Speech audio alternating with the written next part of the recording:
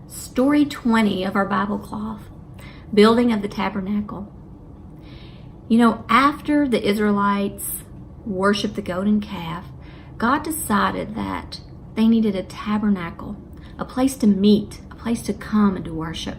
So he instructed Moses to build this tabernacle in a very detailed fashion. And he also laid upon the Israelites' hearts to give, to contribute financially, if you will, through giving of wood and the metals, the precious metals, the jewelry that they melted down and they used to build this tabernacle. The walls for the tent were constructed of wood, but they were covered with gold. And the coverings of the tent was made from animal skins. And the tent was divided into two rooms, two spaces. One was called the Holy Place, and one was called the Holy of Holies.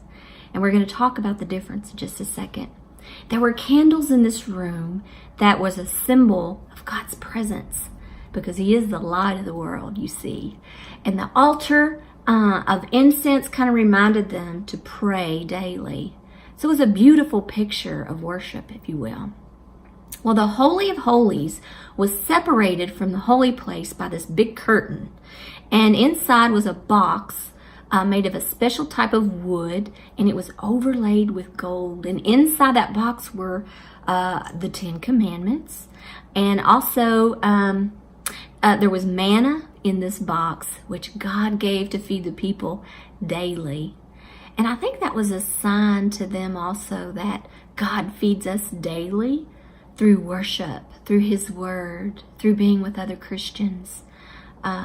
It was a neat thing that was going on in the life of the Israelites in the building of this tabernacle. Now later on, Aaron's staff was placed in this box. And we'll talk about that a little later too. So the covering of this box was called the mercy seat. And it was a place where God met with the high priest, and he reminded them of God's holiness. And once a year, the priest would come and he would offer a sacrifice that substituted for all the sins of the people. Because you see, at that time, God had not sent his son Jesus to die for us, to be that substitute for our sin. And this is what all of these stories are, a combination of a journey that pointed to the cross where Jesus died for you and for me. Now, how do these stories of the golden calf and the tabernacle relate to the coming of Jesus? We're going to see as we continue through our story cloth. See you next time.